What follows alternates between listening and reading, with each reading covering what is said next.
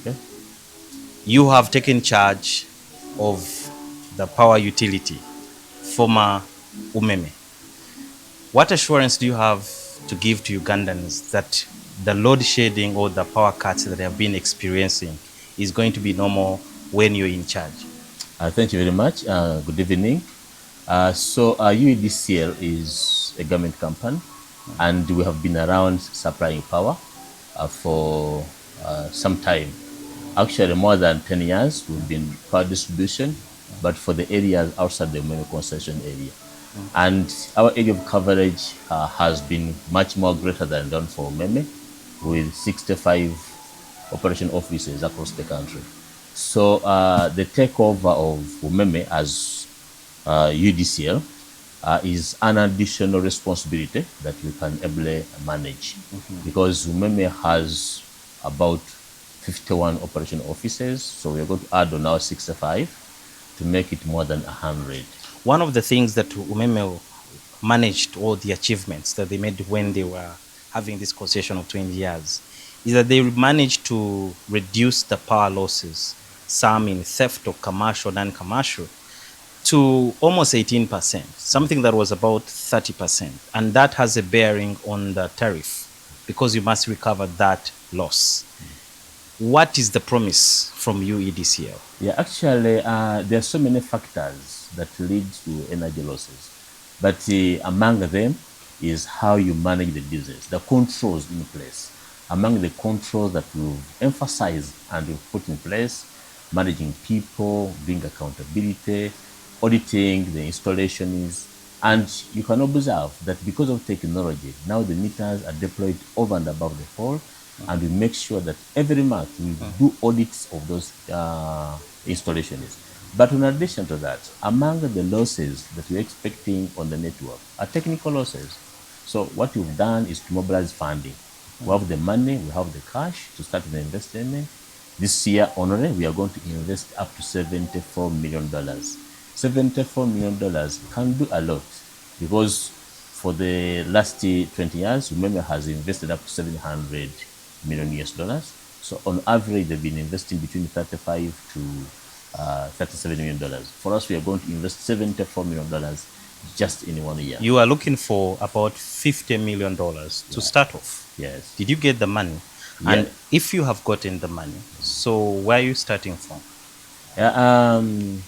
The $50 million that we're looking for from banks was an addition to the savings that we had on our capital expenditure. So that money has been obtained, and it's ready to be deployed anytime, and it forms part of our initial investment for the first year. Then thereafter, we shall be looking at the other investment programs for year 2, year 3, year 4, because our program is to invest up to $350 million for 5 years. In that case, we shall be in a position to have state-of-the-network smart grid by that time.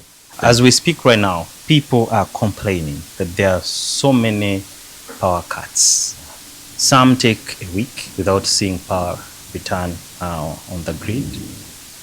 What are you planning to do to sort out that mess? Yeah, the current environment that's appearing came as a result of the government making a decision not to renew Umeme concession and advising that Umeme should slow down on the investment. So for the last 3 years, from 2022, there has been a slow movement in terms of investment. So the network that was managing the customers and the load by that time could no longer manage, because energy that's being consumed with the network has increased, factories have come up, settlements have increased. So there was a need to add more funding into the network in terms of upgrading substations, primary substations, and the distribution substations.